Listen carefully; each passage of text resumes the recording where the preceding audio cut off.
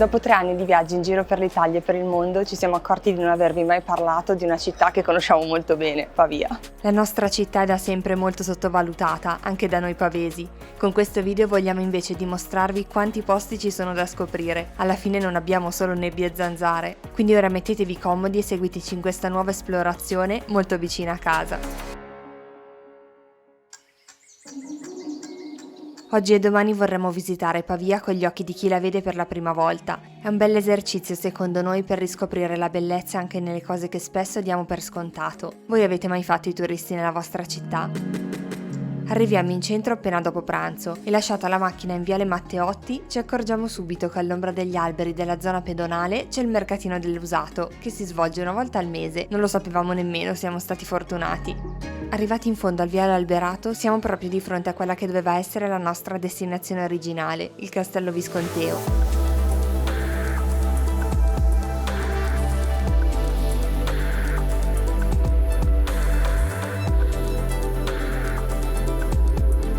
Sicuramente uno degli edifici più importanti della città. Il castello è circondato da un bellissimo parco che in primavera dà il meglio di sé.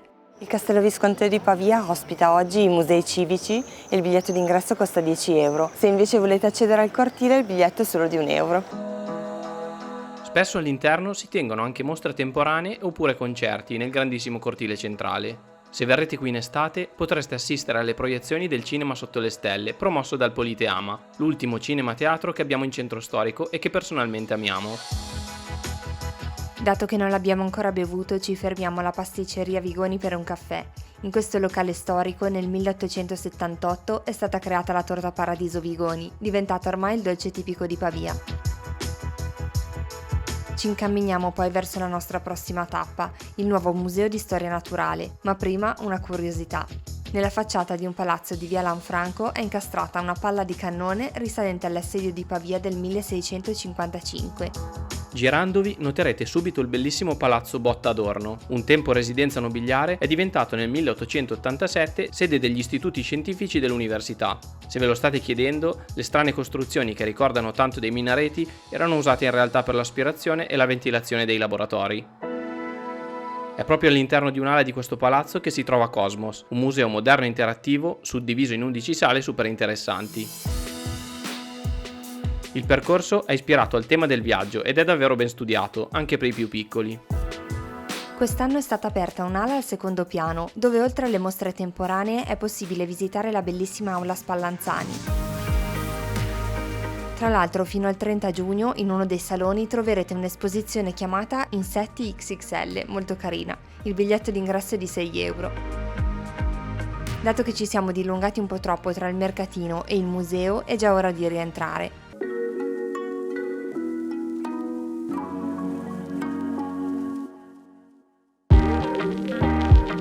Secondo giorno in giro per Pavia. Oggi sarà una lunga giornata, abbiamo molto di cui parlarvi. Lasciamo la macchina vicino a Piazzale del Municipio e passiamo accanto al Palazzo Mezzabarba, sede del comune. All'interno ci sono sale con affreschi settecenteschi davvero impressionanti, ma è possibile vederli solo durante le giornate del FAI. Ci fermiamo da Fratellino per la colazione. Il locale è molto curato, i dolci sono sempre buonissimi. In settimana ci è capitato di venire qui anche per lavorare al PC, stufi di stare in casa. È tranquillo nonostante sia in pieno centro. Pochi passi infatti e siamo in Piazza della Vittoria, punto di riferimento e cuore pulsante della città dove convergono le due vie principali, Corso Cavour e Strada Nuova. In questa grande piazza si concentrano una quantità di locali e bar che in questo periodo hanno tutti i tavolini all'aperto. Se cercate un posto perfetto per l'aperitivo siete nel luogo giusto. Tra i tanti edifici storici presenti spicca senza dubbio il Broletto, con la sua tipica architettura romanica lombarda. Costruito nel XII secolo, è stato la sede comunale fino al 1875. Ora invece ospita mostre ed eventi. Non fermatevi solo all'esterno, ma visitate il suo cortile centrale, bellissimo e sempre tranquillo. Percorrendo una breve stradina laterale ci troviamo in Piazza Duomo. La facciata in mattoni rossi della cattedrale è imponente, ma mai come l'incredibile cupola, alta 97 metri. È il segno distintivo del Duomo, che definisce e rende riconoscibile la skyline della città.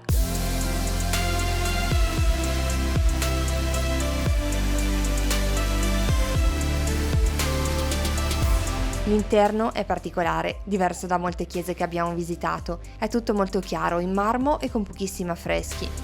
Sicuramente non può lasciare indifferenti, ma secondo noi o piace tantissimo o l'esatto opposto. Degno di nota è il pulpito scolpito in legno.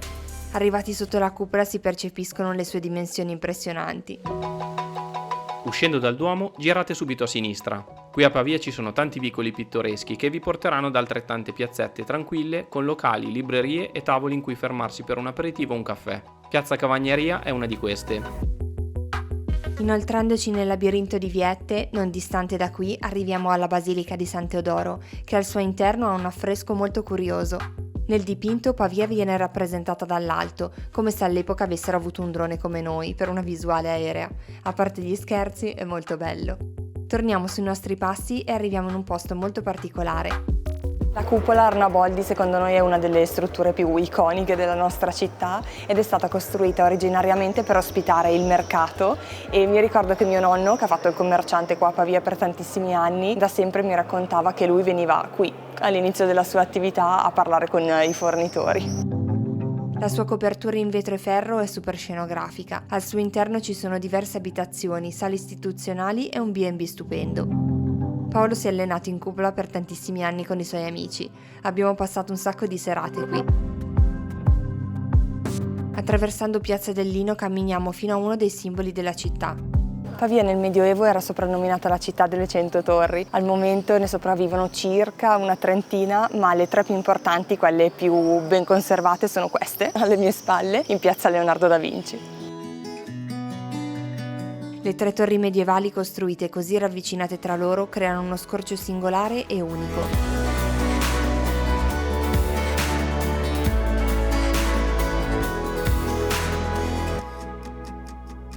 Sembrano quasi sorvegliare il cancello d'ingresso dell'università che si trova proprio qui accanto.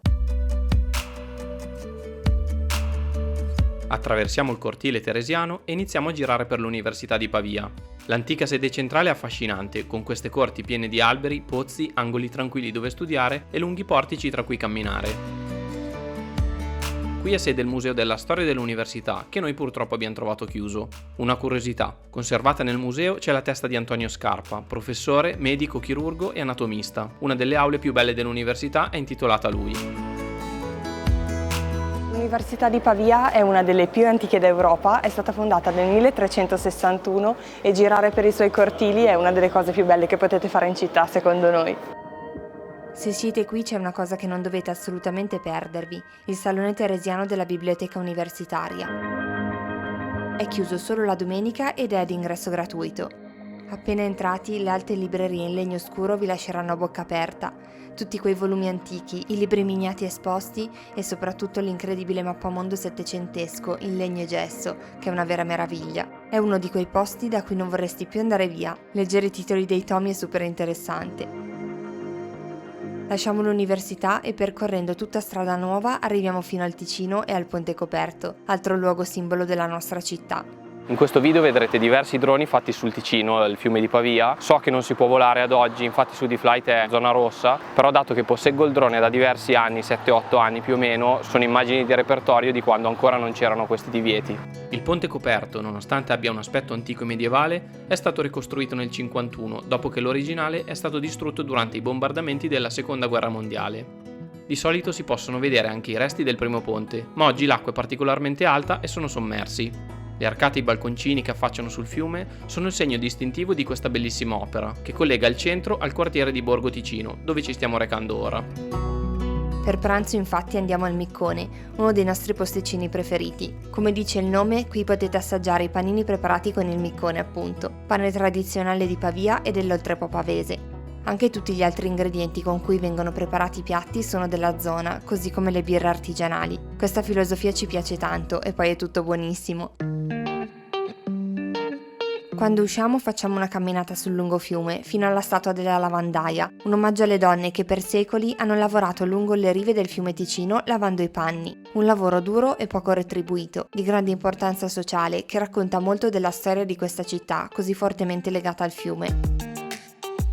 La bellissima via Milazzo, con le sue case colorate, era in passato abitata principalmente da lavandaie e barcaioli. Percorrerla ora è bellissimo. Si ha un panorama speciale su Pavia, con il ponte e la cupola del Duomo in sfondo. Qui ci sono anche diverse osterie storiche e se state cercando un posto dove provare piatti tipici, questa è la zona giusta. Se avete voglia di fare una camminata un po' più lunga, in circa un'ora, proseguendo sempre dritto, vi troverete immersi nella natura del Parco del Ticino, fino alla panchina gigante numero 114.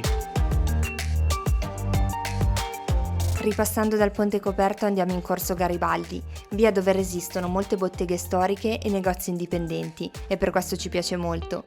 Più o meno a metà via trovate la Basilica di San Michele Maggiore, secondo noi la chiesa più bella di Pavia e uno degli esempi più significativi di architettura romanica in Italia settentrionale. La facciata, costruita principalmente in arenaria, è piena di dettagli, fiori, animali e anche sirene, è davvero stupenda. Anche l'interno è bellissimo ed è possibile visitare liberamente anche la cripta sotto l'altare. E se San Michele è uno degli edifici più antichi di Pavia, ora ci stiamo dirigendo verso un luogo che è stato riaperto al pubblico solo da pochi anni. Passiamo dal Collegio Borromeo per poi tornare sul Lungo Ticino, dove si trova la nostra prossima destinazione. Gli orti sono un parco naturalistico, dove natura, cultura e arte si incontrano, dove poter passeggiare nella tranquillità più assoluta e ammirare differenti habitat, creati per la conservazione della biodiversità.